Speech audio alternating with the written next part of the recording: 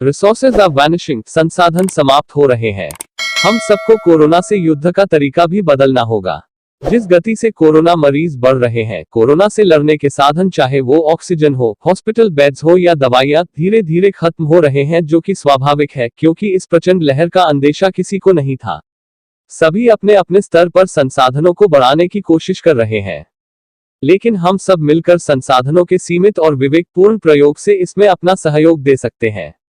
श्रीगंगानगर के MD doctor Praveen मक्कर corona रोगियों को कुछ सुझाव देना चाहते हैं। तो आइए Sindri film city YouTube channel पर सुनते हैं डॉक्टर प्रवीण मक्कर के ये महत्वपूर्ण उपयोगी सुझाव।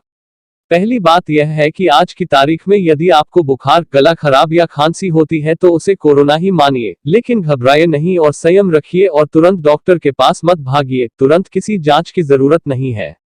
दूसरी बात यह है कि खुद को घर में ही आइसोलेट कर लीजिए। पैरासीटामोल अपने पास रखिए, गरारे कीजिए, स्टीम लीजिए और 3-4 दिन इंतजार कीजिए। तीसरा बिंदु, कोविड RT-PCR जांच करवा लीजिए। CT स्कैन, डी डाइमर और दूसरी जांचों की आपको कोई जरूरत नहीं है। बेवजह हेल्थ सिस्टम पर बोझ मत डालिए। चौथा बिंदु यह है कि अगर आपकी रिपोर्ट पॉजिटिव आ जाती है, कोई बात नहीं, मत भागिए हॉस्पिटल की तरफ। अपने परिचित डॉक्टर से टेलीफोन पे संपर्क करें, अपने लक्षण बताएं और उनकी बात मानें। यकीन मानिए, यदि आपको ज्यादा लक्षण नहीं है तो आपको किसी भी दवा की जरूरत नहीं है। एक थर्मोमीटर और एक पल्स ऑक्सीमीटर अपने पास रखिए। थोड़ा बहुत बुखार और खांसी रहेगी, चिंता मत करिए और इसके लिए अपने डॉक्टर को बार बार फोन भी मत करिए। पांचवा बिंदु यह है कि हाँ, अगर बुखार बहुत तेज हो, आपको सांस में दिक्कत हो रही हो, आपका ऑक्सीजन स्तर लगातार 93% से नीचे रह रहा हो, तो डॉक्टर से संपर्क करें व्यक्तिगत फोन पे। अपने डॉक्टर की हिदायत को मानिए। यदि वो जरूरी समझे तो आपका CT स्कैन या कोई और जांच करवा सकते हैं। आप जिद मत करिए, आपसे ज्यादा सीरियस मरीजों को उनकी जरूरत हो सकती है। हॉस्पिटल में भर्ती करने की जिद भी मत करिए। एक छोटे ऑक्सीजन सिलेंडर की व्यवस्था कर लीजिए, जरूरत होने पर घर पर ही इसका प्रयोग किया जा सकता है।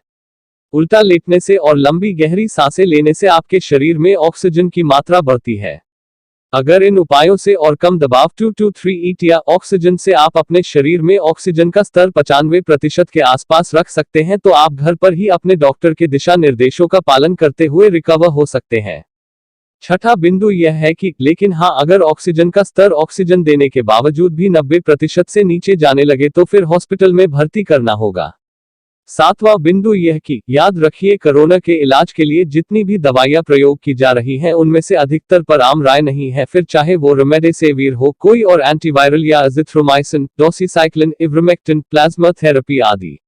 अपने डॉक्टर पर किसी दवा विशेष, खासकर आजकल चर्चित रेमडेसिविर के लिए, का दबाव मत डालिए। हिम्मत रखिए, अभी भी 98% के लगभग कोरोना के मरीज ठीक हो जाते हैं। थोड़ा सावधान रहेंगे तो आप भी इन 98% में ही होंगे। बेवजह 2% में खुद को मानकर पहले से ही चरमराई स्वास्थ्य सेवाओं पर दबाव मत बनाइए। यकीन मानिए, आपका यह सहयोग इस मुश्किल वक्त में फ्रंट वॉरियर्स के लिए बहुत उपयोगी हो सकता है। जीत में वक्त लगेगा, पर होगी तो अपनी ही। साभार डॉक्टर प्रवीण मक्कर, MD, श्रीगंगानगर। ओम नागल की आपसे यही रिक्वेस्ट है कि अगर यह सुझाव आपको उचित और उपयोगी लगे तो प्लीज इसे ज्यादा से ज्यादा शेयर करें। धन्यवाद।